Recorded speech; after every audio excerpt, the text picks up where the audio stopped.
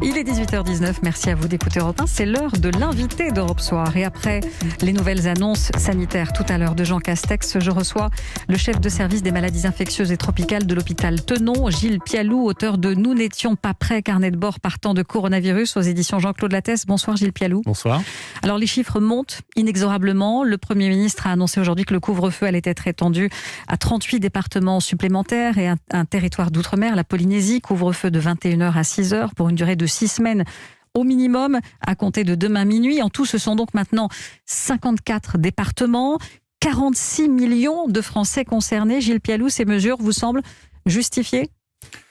Elles sont justifiées comme l'ont été par le Premier ministre au regard de ces chiffres qu'on voit tous les jours et qui ont une vraie signification sur le terrain. Je dirais que c'est la différence entre l'expertise et puis l'expérience aussi sur le terrain. Nous, c'est ce qu'on voit, avec en plus, comme ça a été très bien dit par les deux ministres, une programmation qui n'est pas une modélisation, c'est-à-dire qu'on sait exactement où on en sera début novembre. Et pour donner ce chiffre-là, en Ile-de-France, on pense qu'au début novembre, on a tout à penser que début novembre, on sera à 100% de l'occupation des réanimations uniquement par des patients Covid, sachant qu'il y a tous les autres à prendre en charge. Et ça, c'est une dimension qui, j'espère, va passer sur le plan citoyen. C'est pas un plan que pour, je dirais, prendre en charge les personnes Covid, c'est aussi pour prendre en charge les personnes qui n'ont pas le Covid et qui ont été souvent déprogrammées pendant la première vague, non opérées, non chimiothérapiées. Et cette coexistence de ces deux populations à l'intérieur du système sanitaire est une des complexités de cette deuxième vague. Alors ce sont des prévisions très, très sombres que vous nous faites ce soir. Comment ça va se passer du coup si vous êtes à 100% d'occupation des taux de lits en réanimation ? Le ministre de la Santé a été assez optimiste puisqu'il avait annoncé au début de l'été qu'on avait 5800 lits de réanimation en France, 5800. Et là, il a dit, nous sommes capables de monter à 7700.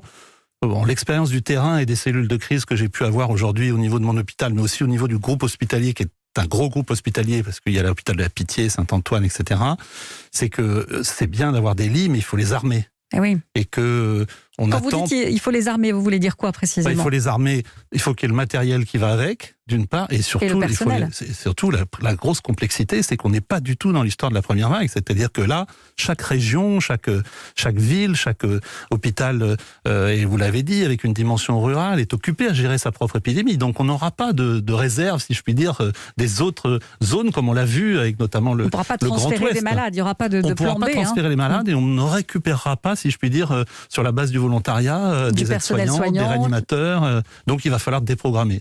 Pour qu'on réalise bien, si on compare à la première vague, ça correspond à quelle période aujourd'hui là, par rapport à la première vague ? On en est où ? Ça dépend des marqueurs qu'on utilise, mais globalement, on se rapproche de ce qui est... Pour certains marqueurs, on se rapproche de mars, mais il faut savoir qu'il y a des marqueurs qui ont complètement dépassé. Par exemple, le taux de positivité, parce que dans la mesure où là, on dépiste beaucoup, oui, on a des taux de positivité qu'on n'a pas vus parce qu'on ne dépistait pas. Donc c'est difficile et je pense qu'il faut, si je puis me permettre, il faut arrêter de comparer avec la première vague parce qu'on est dans une dimension complètement différente. Elle est diffuse sur le territoire français, c'est une première différence. On ne pourra pas externaliser les malades comme on l'a fait dans la première vague.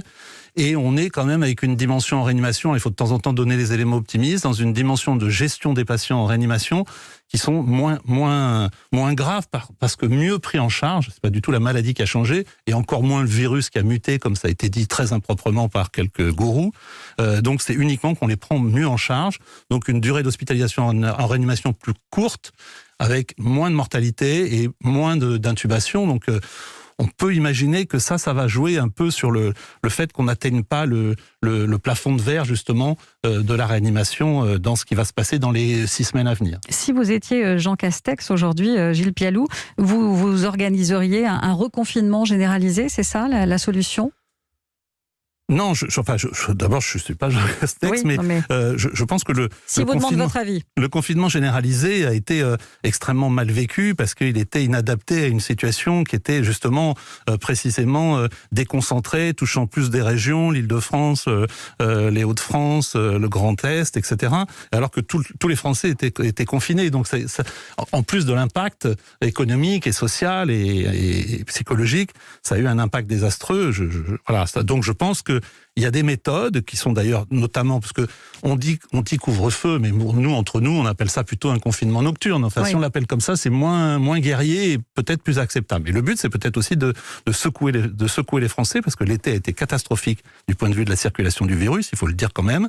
Et donc, il y a probablement des possibilités de faire justement du confinement nocturne ou du couvre-feu par population. Moi, je le dis, par population ou par région. C'est-à-dire par population. Alors c'est un peu provoquant, mais parce que quand je dis ça, on me dit ah oui, il veut confiner les personnes âgées. Non, mais après il faut voir si c'est socialement acceptable, si le Conseil constitutionnel accepterait. Mais on pourrait imaginer que dans certaines situations, si la tension monte, compte tenu des niveaux de circulation qu'il y a dans la tranche 20-29 ans, eh ben qu'il y ait effectivement un couvre-feu qui soit maintenu plus durablement. Pour les jeunes, vous voulez dire ? Pour les plus jeunes, oui, je sais que c'est pas très politiquement correct, non, mais en tout cas, il y a un moment populaire, effectivement. mais non, mais ça fait partie des possibilités. En tout cas, le confinement national, personne y songe pour l'instant. Personne n'y songe parce que c'est. Alors quand le Premier ministre dit que si ça ne s'arrange pas, et des mesures plus dures sont envisageables, ce serait quoi le stade supérieur ? Je pense que le stage supérieur, c'est celui que vous évoquez très justement. Hein, c'est le retour au confinement avec tout ce que ça comporte sur la vie sociale, sur la circulation, et puis ça creuse. Hein, il faut rappeler que pendant le confinement, ceux qui ont été le plus touchés par le Covid, c'est précisément ceux qui ont continué à travailler. Hein, c'est-à-dire les soignants, les agents de sécurité, les agents de ménage. Donc ça reste une option. Ça reste quand même une option, le confinement, même si vous dites que ça n'est pas forcément.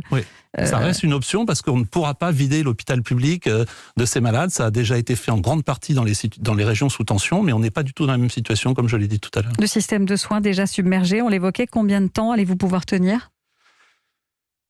Ce qui va être marquant et très attendu, c'est effectivement l'effet de ce couvre-feu sur. Alors là, on est reparti encore pour probablement 3 semaines d'attente avec les 30 départements qui ont été rajoutés, mais c'est sûr que les semaines qui vont arriver, notamment sur la réanimation, sur la mortalité, sur le signalement à SOS médecins, au SAMU, sur le passage en médecine de ville, enfin il y a plein de marqueurs qu'on peut utiliser pour essayer de voir si la mesure phare qui est effectivement la mise en confinement nocturne, vous pensez qu'il doit être prolongé au-delà de 6 semaines ?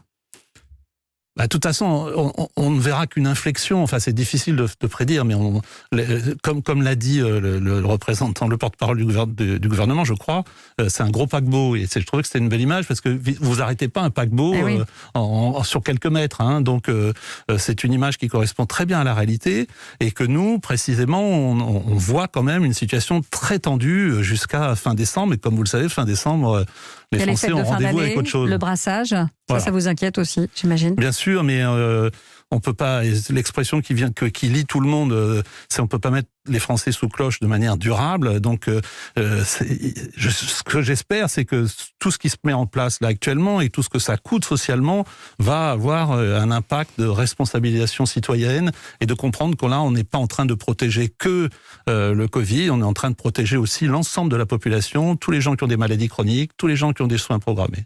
On l'espère également. Merci en tout cas. Merci beaucoup Gilles Pialou, chef de service des maladies infectieuses et tropicales de l'hôpital Tenon, d'avoir été l'invité d'Europe 1 ce soir en direct.